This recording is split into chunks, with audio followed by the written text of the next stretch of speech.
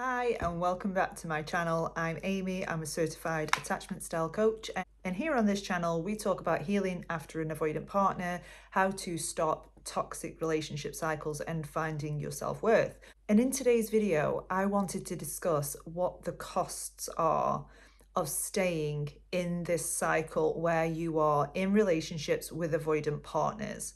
And if you followed my channel for quite a while, you will know that I was in a 7-year on and off again relationship with an avoidant partner.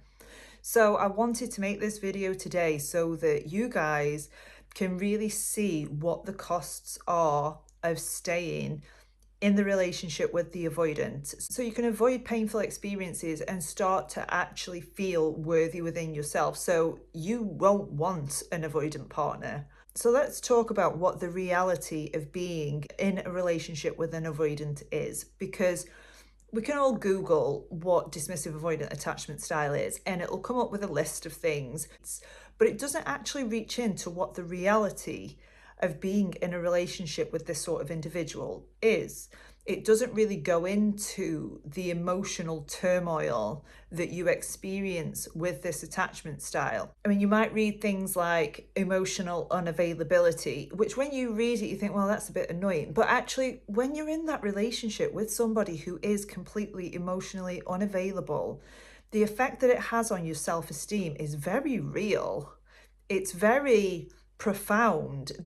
The way that the relationship actually conditions you to be psychologically isn't just an annoyance. It's actually really damaging and harmful. So that's the purpose of this video, because I want to validate you guys. If you are in a relationship with an avoidant person, or maybe your ex is avoidant, I want to validate some of your feelings. And stick around because I'll tell you exactly what to do to actually get yourself out of this cycle. So when you are in this relationship, there is going to be emotional unavailability. But what does that even look like? It looks like shutting down. It looks like emotional distance.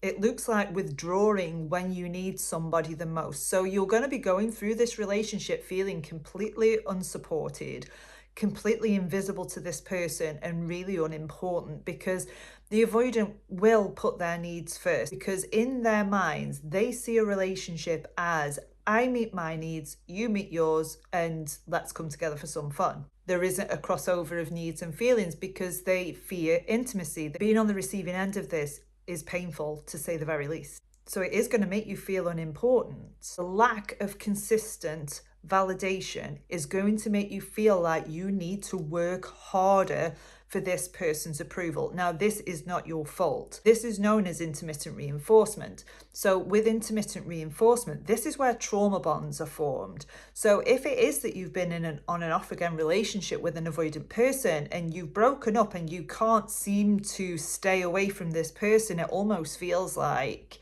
you're coming off a drug. It's like a physical thing. It's not just that you're a little bit upset, it's a physical draw to this person. This is because of the inconsistency in the relationship. So you might have got a breadcrumb of validation, but then that's soon taken away and that person withdraws. And it makes you feel really needy. And maybe before this relationship, you weren't a needy person. And it's making you question your own self-worth. It's almost like gaslighting. It's almost making you question what you believe to be reality, because you went into this relationship perhaps feeling worthy, perhaps feeling secure, but the intermittent reinforcement is telling you that you're not. And this is something you really need to be aware of, because if it is that that was the pattern in your relationship and you are feeling like your self-worth is on the floor, your self-esteem is gone, this is one of the big reasons why this happens. Because 1 minute you're getting the validation and then the next minute you're not. The highs and the lows. So you've got the dopamine and the cortisol, and this is what causes a physical addiction to somebody. And a trauma bond is not easy to come out of. So if it is that you're suffering after this person has left, or maybe you're even still in the relationship, please cut yourself some slack, because getting through a trauma bond is difficult. It isn't like you're dealing with a normal breakup. So aside from questioning yourself all the time, you're going to feel an emotional strain because the avoidant is so out of touch with their own feelings. they can't really feel yours either. So what this causes is you to be taking on all of the emotional responsibility of the relationship. Whereas in a secure relationship, this would be shared between the partners. Each partner, even though, yes, they can fulfill their own needs, but they also consider the other person. So they almost take on their partner's needs as just as important as their own. And this is why the relationship works. Whereas when you are with an avoidant partner, it's very imbalanced. So what you will find is that you might actually be taking on all of the emotional responsibility of the relationship. And this is really hard to do when you are with somebody who doesn't reciprocate.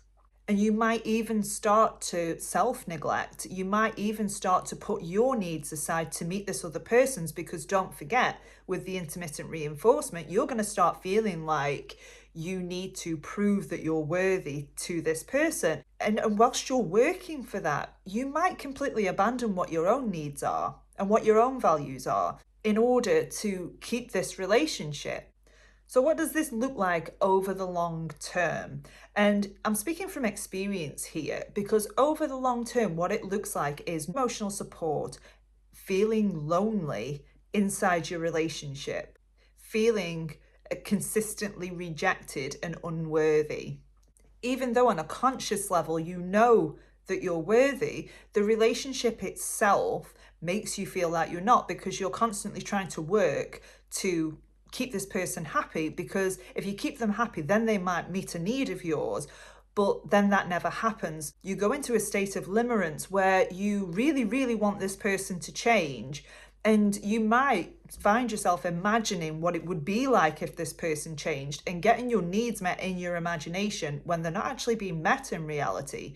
So it can kind of cause a disconnect in the relationship. And this is exactly what happened to me, where I stopped noticing the reality of the situation. And there were some things that this person did that were completely unacceptable, but I never set a boundary around it and I never discussed it, because that would mean that this person would likely withdraw from me, which would feel really painful. So I had to sort of weigh up, and I'm doing this subconsciously, I had to kind of weigh up, was it worth actually speaking to this person about this issue? Because I knew that any sort of love or affection would be withdrawn from me, which would be incredibly painful. You're going to feel emotionally drained and emotionally dysregulated.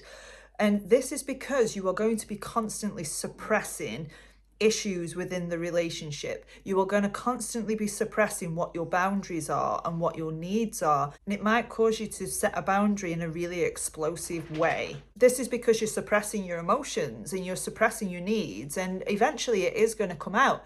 Whereas in a secure relationship, you will be able to discuss a need and discuss a boundary without that person getting defensive or that person stonewalling you, deflecting, or withdrawing from you. Those are just some of the short-term and long-term costs of staying in a relationship with an avoidant personality. And I'm not saying that avoidant people are terrible people, because yes, they are traumatized. However, it is their responsibility to work through that just the same as you're doing. It is still their responsibility. It's not an excuse, even if it is subconscious. But the issue with this is that avoidants typically find it very hard to take accountability for their own actions. They find it very hard to introspect and self-reflect on what their actions have been.